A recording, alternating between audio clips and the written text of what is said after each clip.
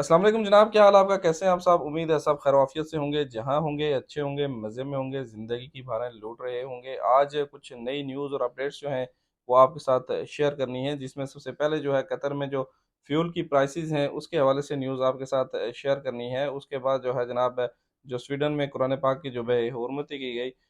उसके हवाले से न्यूज़ आपके साथ शेयर करनी है और जो मुस्तशफ़ा अहमद की तरफ से जो न्यूज़ है, वो भी आपके साथ शेयर करेंगे और जो पेरिस में 2024 में ओलंपिक्स गेम्स होने वाली हैं और वहाँ पे जो इस वक़्त के हालात हैं, उसके हवाले से भी आपके साथ न्यूज़ शेयर करनी है और फाइनली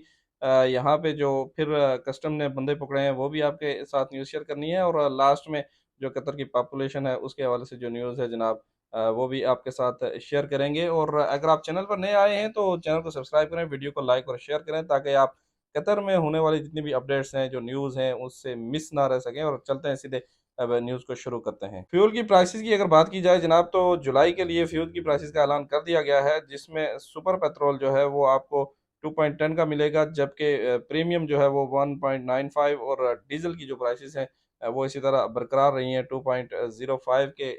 नज़दीक ही रही हैं और इसमें कुछ ऊपर-नीचे नहीं किया गया। ये न्यूज़ थी जनाब कतर फ्यूल की और नेक्स्ट न्यूज़ जो है उसकी तरफ चलते हैं। रियासत कतर ने स्वीडिश हुक्काम की जानिब से दारुल हुकूमत स्टॉकहोम में कुरान पाक के नुस्खों को जलाने की इजाज़त देने की सख्त तरीन अल्फाज में मजम्मत की है और इस बात पर जोर देते हुए कि ये घिनौना वाक़या जो है वो इश्तियाल अंगेज़ी और संगीन इश्तियाल अंगेज़ी है। दुनिया के 2 अरब से ज़्यादा मुसलमानों के जज्बात को ख़ुसूसन ईद उल अज़हा के मौके पर मजरूह किया गया है और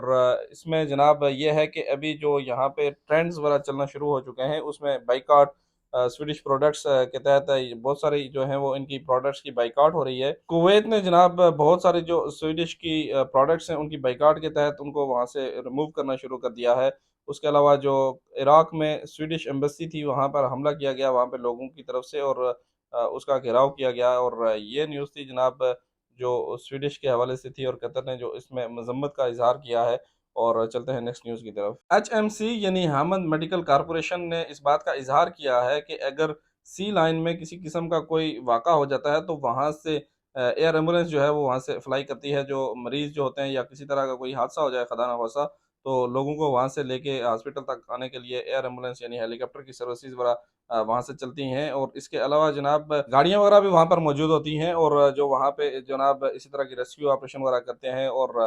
नागानी किसी भी सूरत में वहाँ पे लोगों को सहूलियात देने के लिए वो हर वक़्त मौजूद रहते हैं। फ्रांस के हालात जनाब आपके सामने हैं और इस वक़्त वहाँ पे जो मुज़ाहिरात हो रहे हैं और वहाँ पे जो तोड़-फोड़ और उसके अलावा जो जलाओ-घेराव चल रहा है, उसके हवाले से ये भी आया है कि जो 2024 में वहाँ पे होने वाली हैं ओलंपिक गेम्स, उसके हवाले से जनाब बहुत सारे जो ममालिक हैं और बहुत सारे लोग जो हैं वो